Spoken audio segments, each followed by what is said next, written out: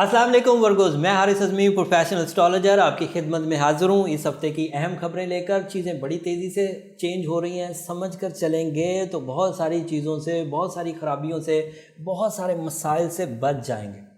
मामला ये है कि इस हफ्ते जो मेजर इवेंट होने जा रहा है वो है चांद ग्रहण, और आपके 5वें घर में होने जा रहा है।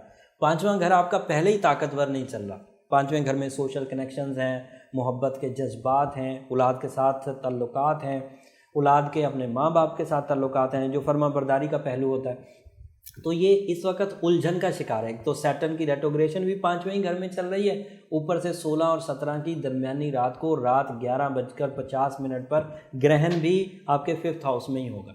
तो this is not a good time.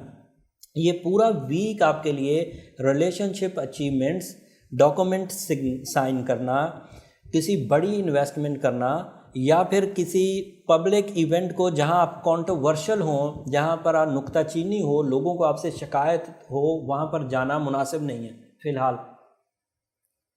अगर आप सियासतदान हैं, अगर आप लीडर ऑफ द हाउस हैं घर में, या आप किसी कंपनी को रोल कर रहे हैं और लोगों की शिकायत आपसे बहुत हैं, तो इस हफ्ते ज़रा आपको मज़ीद संभल कर चलना होगा, क्योंकि ये शिकायत सॉरी टू से इंसल्ट में बदल सकती हैं, तोहमत में बदल सकती हैं।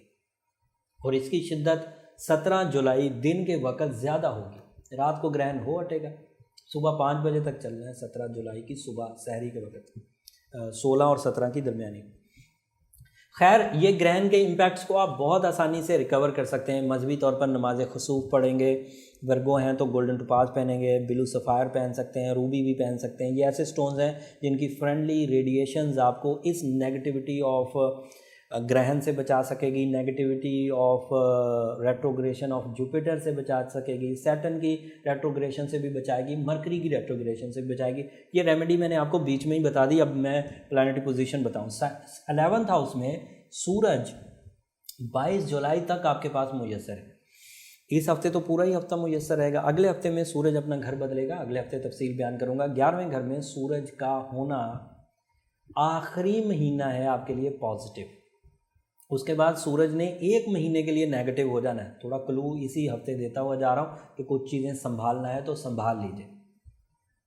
सूरज के फिलहाल 11वें घर में होने की वजह से सडन गेन्स हो सकते हैं, नामी स्कीमों से फ़ायदा हो सकता है, स्टॉक एक्सचेंज से फ़ायदा हो सकता है, इन्वेस्टमेंट से फ़ायदा हो सकता है, दोस्तों के साथ मिलकर कोई वेंचर करने, कोई मिलकर कोई कारोबार करने, लाइफ स्टॉक में इन्वेस्ट करने में फ़ायदा हो सकता है।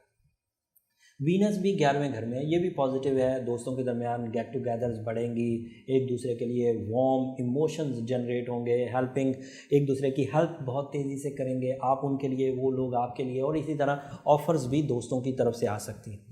यूरेनस 9th हाउस में लंबे अरसे तक के लिए पॉजिटिव है, बट यूरेनस को अभी तक खुलकर आपको सपोर्ट करने का मौका नहीं मिला। रेट्रोग्रेशंस में ही फंसे हुए हैं चीज़ें, जैसे ही सैटर्न की रेट्रोग्रेशन, जुपिटर की रेट्रोग्रेशन, मरकरी की रेट्रोग्रेशन जैसे ही ख़त्म हुई, फिर यूरेनस अपने जौहर दिखाना शुरू करेगा। 9th हाउस के जौहर तमाम विर्गोस के लिए, आला तालीम के लिए बड़े अच्छे होंगे, हिजरत के लिए बड़े अच्छे होंगे, जोश और जज्बा बढ़ेगा, कुछ कर गुजरने की ताकत में इजाफा होगा, औलाद की वेलफेयर कर पाएंगे, हस्बैंड एंड वाइफ रिलेशन, मजहबी जोश, ये सब प्रोड्यूस होगा। यूरेनस अभी थमा हुआ है, जब वो एक्टिव होगा बहुत फ़ायदा देगा।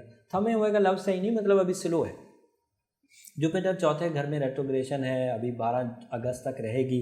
सैटर्न 5वें घर में रेट्रोग्रेशन है, ये सितंबर के 18 तारीख तक है। मैं अगस्त की 18 कह रहा था, बट मैंने उसको डीपली कैलकुलेट किया तो वो सितंबर की 18 तारीख तक सैटर्न रेट्रोग्रेड है, आगे लंबा चलेगा। ये वाली सिचुएशन के इवज़ आपको 12वें घर में मरकरी का मिलना कमज़ोरी कर रहा है, मार्स का मिलना कमज़ोरी कर रहा है, ग्रहण का होना आपको कमज़ोरी कर रहा है। इन सब सब्जेक्ट्स को आपको एड्रेस करने की ज़रूरत है। 5वें घर की जो खराबियां हैं उनका ताल्लुक क्योंकि रिलेशन से बनता है, तो उनको आपको टाइम देना चाहिए। 12वें घर की जो खराबियां हैं जिनमें मरकरी और मार्स है, उसमें जिस्मानी कमज़ोरियाँ हैं, आपको उधर भी ध्यान करना चाहिए। ये 2 सब्जेक्ट कमज़ोर है। बट 11वें घर में अरूज है, आप तेज़ी दिखा सकते हैं, प्यार दिखा सकते हैं, वो सेक्टर्स ऑन है, उधर तेज़ी दिखाइए। ग्रहण के असरात से बचने के लिए अपने बर्थ स्टोन की तरफ जाइए, सूरज शम्स पढ़िए, पीर वाले दिन सुर्ख रंग की चीज़ खैरात भी कर दीजिए, ये भी आपके लिए मौजू साबित होगी। इन सब इन्फॉर्मेशन से ये वाला हफ्ता गुजारिए। अगले हफ्ते सूरज जब घर बदलेगा तो वो आपके लिए थोड़ा सा नेगेटिव होगा, लेकिन उस वक़्त ग्रहण के असरात कुछ कम हो जाएंगे। वो फिर जो एक सिनेरियो बनेगा अगले हफ्ते तफसील से बयान करूँगा।